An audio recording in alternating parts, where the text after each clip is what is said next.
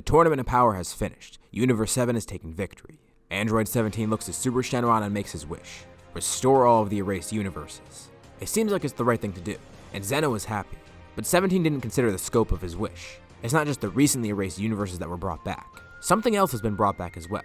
The other 6 that were previously erased. Our story begins at the end of Dragon Ball Super. For the sake of this video, the Moro arc and Granola arc are going to be ignored. It is an alternate timeline and scenario after all. Today, we'll be looking at a unique story. Now, I could just do the original movie, using that same plot and everything, but that would be too easy.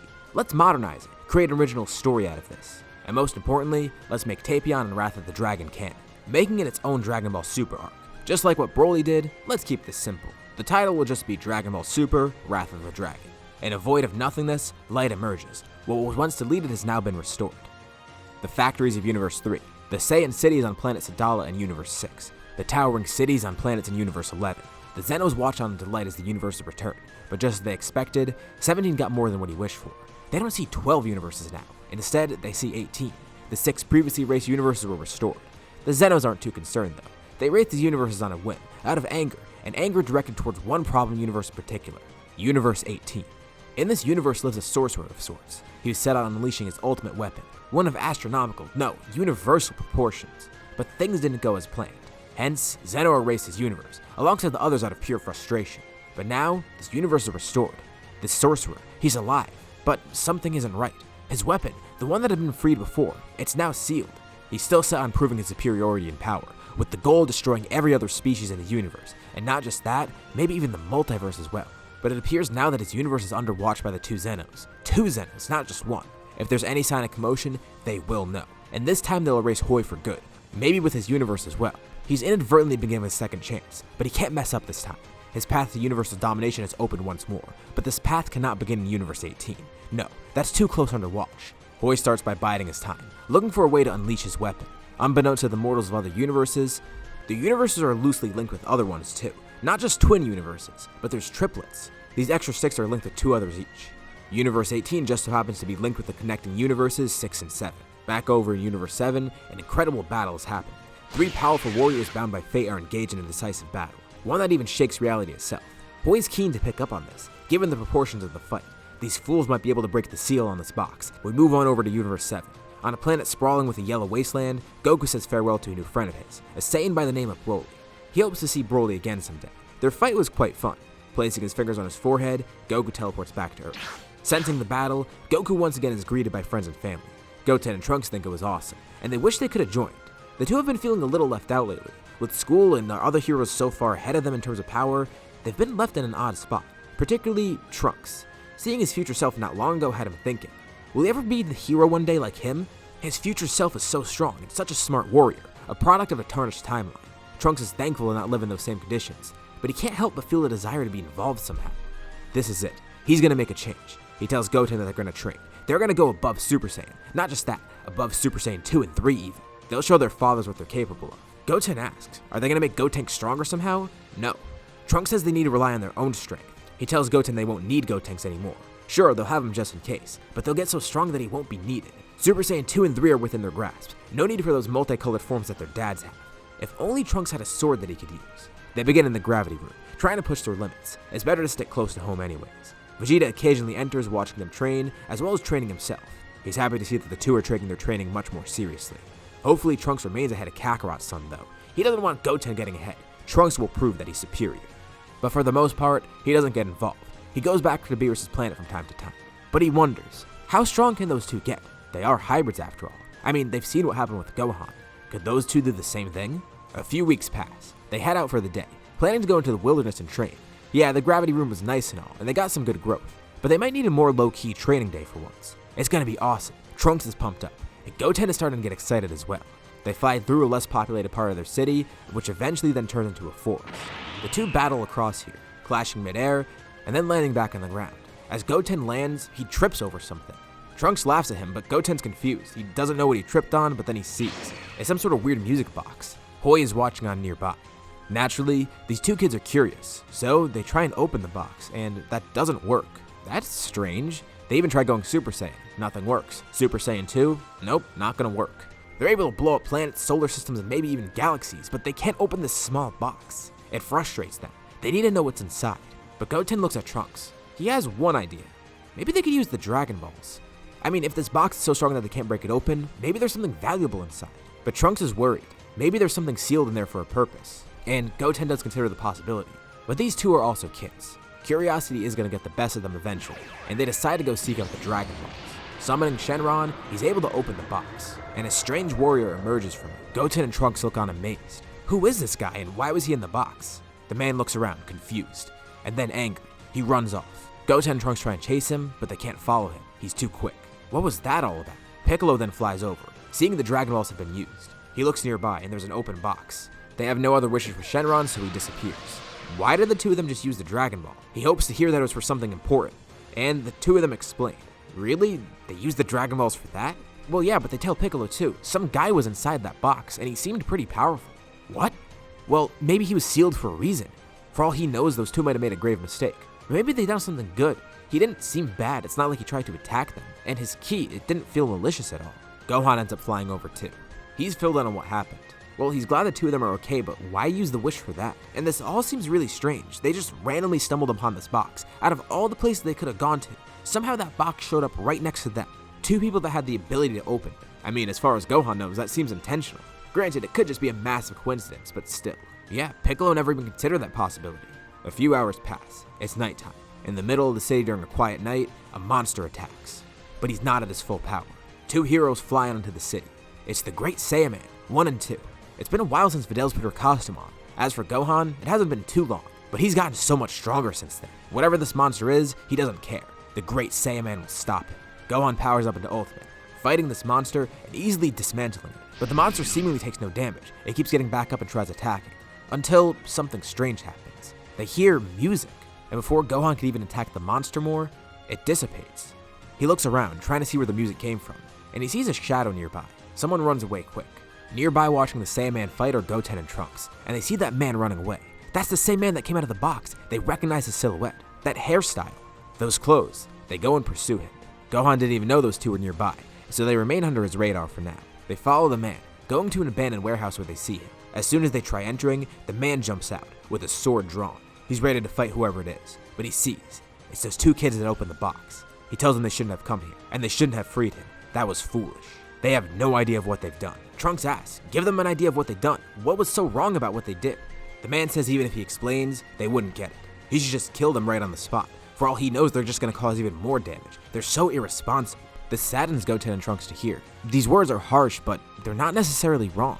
What they've done was pretty irresponsible. It was pretty rash. They were so caught up with their training that they didn't even realize what they were doing in the moment. They stumbled upon this box, tried to open it on a whim, not even knowing what was inside or what would happen if they opened it. But maybe this is the challenge they needed. This is what will let them grow stronger. They can help stop this monster. And they tell the man, if he needs help, they'll help. They're stronger now. They want to help. They want to be the hero. But the man says it's impossible. They won't be able to do anything. He apologizes for getting mad at them before. They're just kids. They couldn't have known. But he begins explaining. He introduces himself formally. His name is Tapion. He's from Universe 18, as is this monster that's been unleashed. Long ago, Hoi unleashed him, a powerful creation named Hirudegarn. It destroyed planets, destroyed galaxies, growing stronger and stronger, planning to spread to other universes and destroy Universe 18 as a whole. It was Hoi's masterpiece. It showed his strength, the strength of his species, the strength of his magical abilities. Sadly enough, he was successful to an extent. Tapion watched on as his entire universe was eaten, destroyed and devoured by Hirudegarn. First it was whole planets, then solar systems, then galaxies. He was barely able to survive. But of course, there was someone else watching, someone who didn't like this one a bit. It was Zeno. As Universe 18 laid in ruin, Zeno traveled to the universe to try and solve this. But it was already far too late. The monster had already begun spreading across other universes. 17, 16, 15. They were already beginning corrupted, with trace amounts breaking into universes 14 and 13. Zeno had to stop this at once, but rather than try and fix the damage, he felt an immeasurable anger. What are these mortals doing? Trying to destroy themselves, trying to destroy the universes, this gift that the gods gave to them. They're trying to destroy it. And even though Zeno might seem childlike on the surface, he's much more than just that. Hence, his anger at the mortals. This anger was so powerful. These universes, they don't deserve to be saved. They must be erased. He lifted his hands up and squeezed them. In an instant, 6 universes were erased. His anger was so strong that he almost got the other universes as well. But he was able to calm himself down and stop it. The gods of the other universes are fearful. They notice this, particularly Beerus and Champa. Their triplet universes have been the cause of this issue. Universe 18. They weren't too close with the universe anyways, not only in proximity but in terms of relation. And the twins look on in complete fear. What the hell was that? For something to get Zeno that angry, how is that even possible? Tapion continues the tale. Not too long ago, his universe was brought back. This came out of nowhere. He remembers being erased. He has no clue of what happened, but somehow his universe was back. And not just that, the other ones too. Was it because of Zeno he decided to restore the universes maybe? He's not too sure, and he's not going to question it because that's not the main point here. There's a bigger issue at hand. Once the universes were brought back, Zeno made it a priority to go to Universe 18. Alongside the other Zeno, there's 2 of them now. They went to seek the source of this beast. However, it seemed impossible to find who created it, almost as if they knew Zeno was watching. Zeno searched far and wide. In reality, the beast still existed, although it was hidden far away. Hoi had found 2 warriors, 2 people that would be the perfect seal for this. As living, powerful fighters, these 2 were the strongest seals that they could find.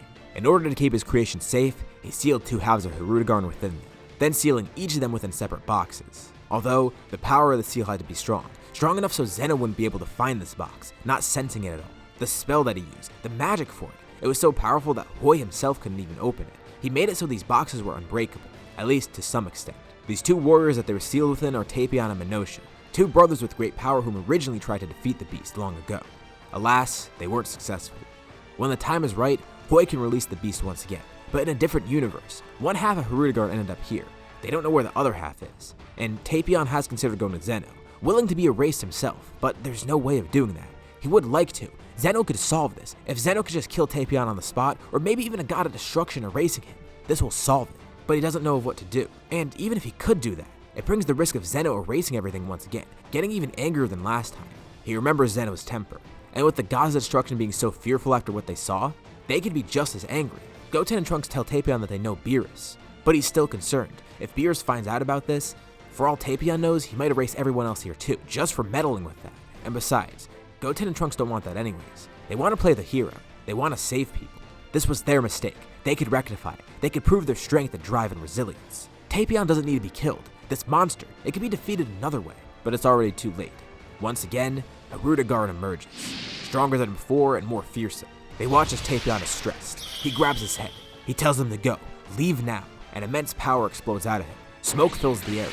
The entire building explodes. Goten and Trunks barely make it out of there alive. It's a pitch black night. They can barely make out the monster as is. The 2 of them go Super Saiyan, being the only lights in the darkness right now. They get a closer look at Hirudegarn. What is this thing?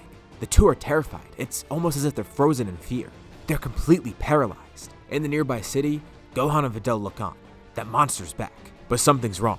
It's different this time. Hirudegarn, he's growing stronger, and Tapion isn't able to handle it. Goten and Trunks look on and they see Tapion at the center of it all. He's collapsed, and more power keeps coming out of him. Other warriors begin showing up. They see Goten and Trunks there. Piccolo realizes what's going on. This is what they freed. And Goten and Trunks realize now. They were manipulated. That box, it was placed there by Hoi. He knew they would find that. He purposefully gave it to them. This was all part of his plan. Hirudegarn begins his rampage, and Goten and Trunks power up into Super Saiyan 2, joining the other fighters and trying their best to stop him. Gohan's the most powerful warrior with them right now.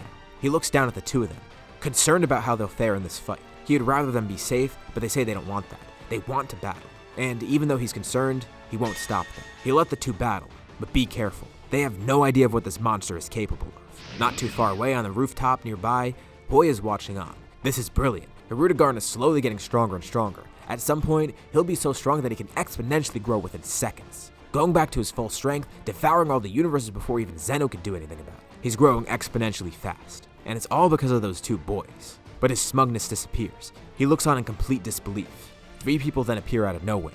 Although they were on Beerus' planet training, they sense all of this going on, and Goku decided it was best to teleport here right away. But wait, 3 of them? Who's the other guy with them? Besides Goku, Vegeta's there too, as well as a new friend of theirs, Broly. He's been training a bit on Beerus' planet with them, and this might be a good experience for him. Goten and Trunks look on in disbelief. This is bad. If Goku and Vegeta need to come here, what are they supposed to do? They're so disappointed, annoyed, angered at themselves. They're so weak and helpless, and they're not going to be able to reverse this mistake, if it even is reversible at all. But little do they know, things are a lot worse than they appear. Sure, they look bad now, but then they remember. Tapion said there was another box, with his brother in there. Where's the box with Minosha in it, the other half of Hirudegarn? If this is only half of him, where did Hoi place the other box? As this monster rampages on Earth in Universe 7, a similar threat rages on elsewhere. Planet Sadala in Universe 6. Cabba stands at the forefront of his army. He and the other Saiyans are staring down a giant monster. They're doomed. And with this, we'll leave off here for now. In case you couldn't tell, this is clearly going to be a very different format from my other what ifs. I'm trying to write this more like a movie rather than an actual scenario. And since I have so much to include in the story, this is going to be a two-parter. But don't worry, you're not going to have to wait long. This is only the first half of the story. The second half will come out next Saturday. So, I'll see you all in a week. If you guys like this video, be sure to drop a like. It lets me know you want to see more like this. This was a pretty interesting thing to create. So if you guys end up liking this video, hey, I might do more of them in this format. Be sure to subscribe too, and hit that bell icon so you're notified about any future uploads on my channel, especially so you're notified of part 2 of this series. So, what's going to happen next? You're just going to have to wait and see. Hopefully you guys enjoyed and are looking forward to the second part. Thank you all for watching, and I'll see you on my next video.